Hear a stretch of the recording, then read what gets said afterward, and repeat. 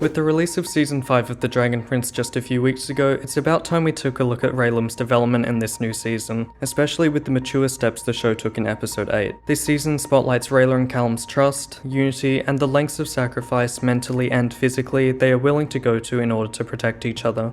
I really hope you enjoy. Trust is foundational to any relationship, mirroring the reliability of the information between those in the relationship. Trust is more potent through actions than words, and is most intimate when sharing fears or insecurities, allowing the bond between the two parties to deepen as the true colors of each person emerges. The first instance of this trust, or it being broken maybe, is with Rayla entering the High Mage's office and then going into Viren's chamber. Now, given part of her stealing the key is to set up doing the same thing later in Scumport, but yes, she did steal. I don't think one bit that Rayla thought Callum wouldn't let her in if she asked, just as he proves after she's caught. It centralizes around the idea that she doesn't want anyone to know about the coins quite yet. They are something deeply personal and intertwined with her childhood trauma. For those unaware, Rayla's parents departing for the last Dragon Guard had a rather profound effect on her and was a complex situation for her to understand at such a young age as to why her parents would leave her. Regardless, Callum puts her faith in her to confide in him when she's ready, understanding the depth of what she's grappling with, willing to provide her with more time despite his curiosity. I don't think that this is misplaced at all. Rayla has been continuously shown to be one of the most dependable and just characters. There's no reason for Callum to believe that she had bad intent with what she did. While I don't fully agree with her methods of seeing what was down there and she could have been slightly more transparent, I can understand and can reconcile with the judgment she landed on. After being captured, Rayla was unfettered from her handcuffs for a considerable amount of time, but awaited Callum's judgment, showcasing her cooperation and respect, all while maintaining her own flair, similar to what she does later in the season where she decides enough is enough. While a smaller instance, the stargazing scene does underscore a display of trust in my opinion. Not only is sleeping outside during the night a manifestation of vulnerability, but both Rayla and Callum also mirror this in their actions and words, as Rayla opens up a bit about how she feels to be out with Callum again. Continuing with the theme of trust, in episode 4 we address Rayla's burden associated with the coins. And something I really respect is how she's asked him if he's okay to carry this too. Such a boundary is much easier for her to set up and for him to break, rather than pressuring Callum into helping if he's uncomfortable. It fosters a much more comfortable environment for Callum to step back if needed. It also sets up that this is something quite distressing and gives an opportunity for the listener to think whether this is something they're equipped to handle, even if they have the capacity to. If he doesn't have the capacity to deal with additional stress right now, he doesn't have to take on another one. Once again, it grants him the power to decide whether or not he's comfortable with her disclosing whatever this may be. This conversation illuminates several details which may have gone unnoticed otherwise. Particularly, the audience is reminded that Rayla has been carrying this immensely heavy mental burden while appearing completely unfazed. I'm sure getting arrested wasn't exactly in line with her mood coming out of the chamber in episode 1. It's agonizing for her to see them trapped and not be able to do anything. But stoically, outside of every moment outside of this one, she continues to prioritize the mission. It's a trait of immense selflessness and is incredibly commendable. I would do anything for you. Callum's reassurance right before she shares the coins with him is a testament to how much he is willing to do for her or sacrifice, as we'll cover later. Any problem Rayla faces, Callum wants to be alongside her so they can figure it out together. Many of their other trust scenes can be boiled down to unity instead, so let's skip ahead to a bridging scene in episode 9 and then continue on. We see Rayla's hesitation to try breathing underwater with the spell, something Callum quickly recognizes. He checks on her by smiling first to instill a sense of calm and rests his hand on her shoulder to reassure her. He also encourages her to look at him, reminding her that he is right there to provide support in case anything goes wrong.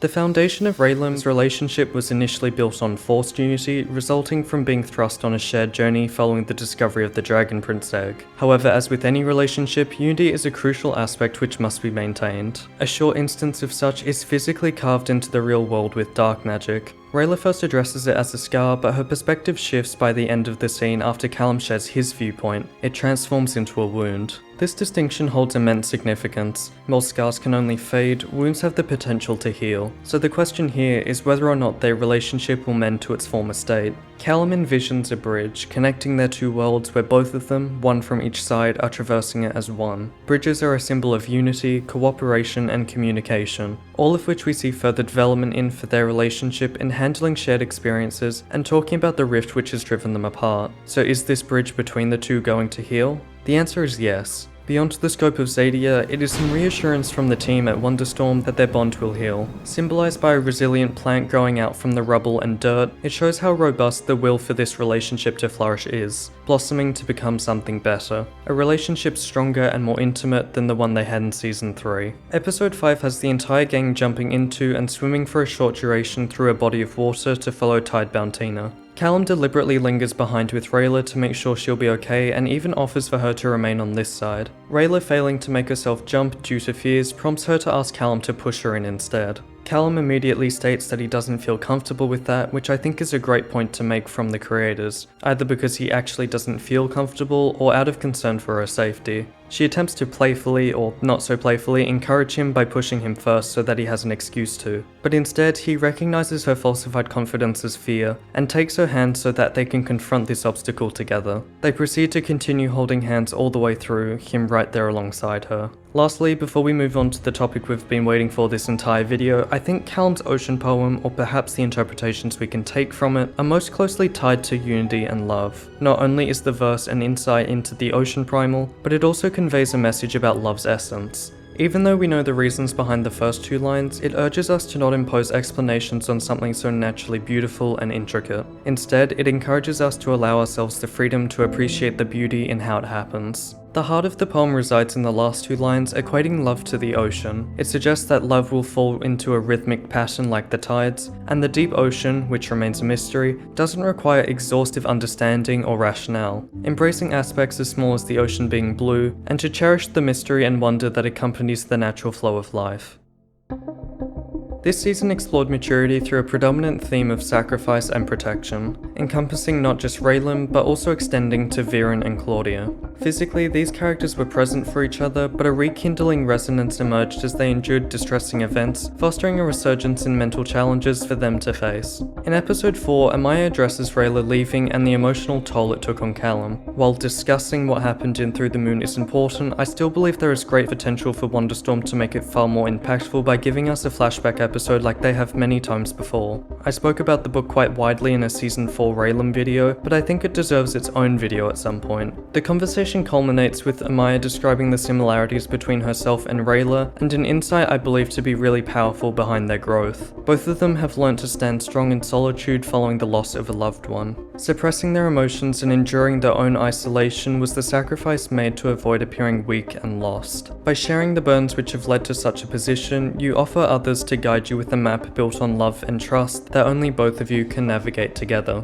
The ensuing fight later in the episode also parallels this, building on Rayla following Amaya's advice by sharing her burden with the coins as we discussed earlier. Each of them backed each other up to conquer the Banthas as a team stronger together. The act of Rayla passing Amaya's sword back to her is representative of the strength Rayla is giving her from their collaboration, but also in returning the courage she borrowed so that she could talk to Callum about the burden she's carrying. After more Banthas appear, Rayllum and Callum hold hands, and Callum does something very subtle whilst briefly speaking to her. He runs his thumb along her hand as a soothing mechanism for himself, and maybe trying to keep her calm too that he's there with her, doubling as reassurance for him that she is also with him too. Him admitting to a fault also follows Rayla doing the same earlier when they spoke about the coins, demonstrating development in the both of them. Episode 7 parallels a scene from another season. Episode 7, funnily enough, in Season 3. When Rayla, Callum and Ezran are climbing the storm spire and the air is starting to get thin, Callum is about to fall over and Rayla catches him. It relates their current relationship to the one they had in Season 3, where each of them are there for each other when they need help, ready to support each other. Episode 8 unveils arguably the darkest season in Dragon Prince history. Callum endures torture for the rest of his friends, refusing to perform any kind of dark magic for Finnegan. It starkly showcases how mentally painful these dark magic episodes are in terms of the internal conflict Callum faces regarding his principles and morality. While unfortunate amid the darkness, this episode extends the blossoming growth between Rayla and Callum as they grapple with the distress of seeing each other suffer. Unable to bear Callum use dark magic again, especially in a scenario where she thinks it unnecessary, she breaks out and attempts to gain control of the situation, something we come to learn directly opposes the Ocean Primal. All things considered, Callum has been fairly cooperative since their capture and hasn't really caused any reason for concern about him being a loose cannon. But subsequent to Finnegan freezing Rayla's blood, he stands for just a second, unforgivably on my part, frozen, before he then pushes Finnegan out of the way to get to her. It vividly illustrates the depth of his attachment to her by contrasting it directly to his earlier compliance.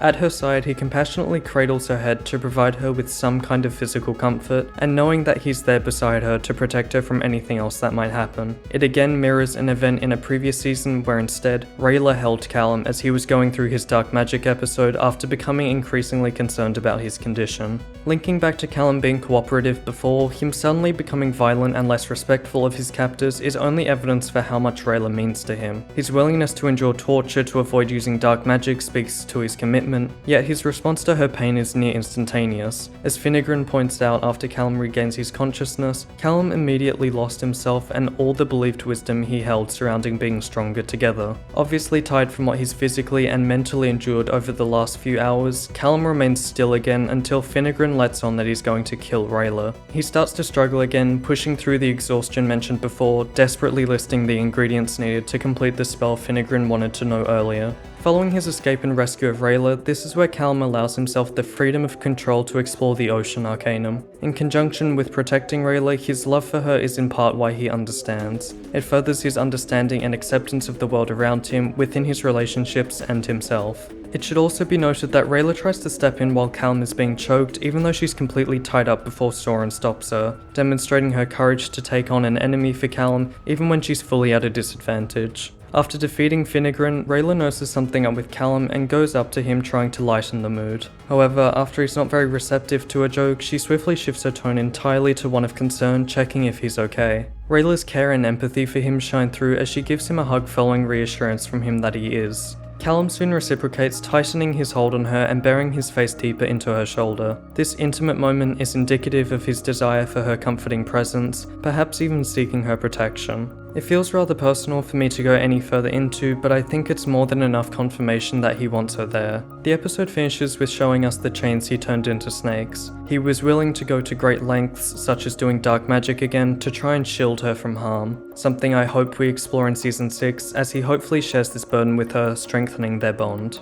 It's been great to watch Rayllum and Callum's relationship gradually mend closer to what it used to be. The opportunities to delve deeper into their characters and struggles, especially surrounding dark magic, are incredibly exciting. But I hoped you liked what they did with this season, I know I did, and I hope even more that you enjoyed this video. My analysis really has only just scratched the surface of their intricate relationship, leaving a lot more room to explore their interactions on a much deeper level, maybe in a longer video. Nonetheless, I really hoped you enjoyed, and if you'd like to see more, please let me know. Please also consider leaving a like and subscribing, it really does help the channel out. I'm planning to do a Viren video for his development in Season 5, which I'm really looking forward to in just a couple of weeks, so you should definitely stay tuned for that. But thanks for watching, and until next time, I'll catch you in the next one.